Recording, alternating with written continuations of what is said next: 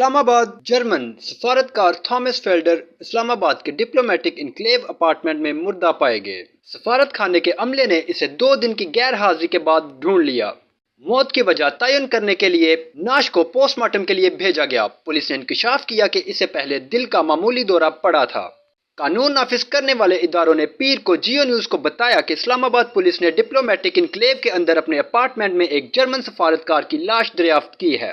ہلاک ہونے والے شخص کی شناخت تھامس فیلڈر کے نام سے ہوئی ہے، جو اسلام آباد میں جرمن سفارت خانے کے 2nd سیکرٹری تھے۔ پولیس حکام کے مطابق فیلڈر کی لاش اس وقت برآمد کی گئی جب جرمن سفارت خانے کا عملہ 2 دن سے کام سے غیر حاضری پر پریشان اس کے اپارٹمنٹ میں گئے اور اسے مردہ حالت میں پایا۔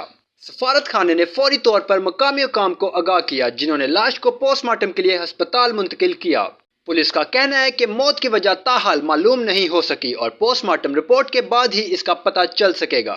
ابتدائی تحقیقات سے معلوم ہوا ہے کہ سفارتکار کو پہلے دل کا معمولی دورہ پڑا تھا، جو ممکنہ طور پر اس کا سبب بن سکتا ہے۔ انہوں نے کہا کہ جرمن سفارت خانے کو اس واقعے کے بارے میں مطلع کر دیا گیا ہے اور سفارتکار کی موت کے حوالے سے حالات کا تعین کرنے کے لیے مزید تحقیقات جاری ہیں۔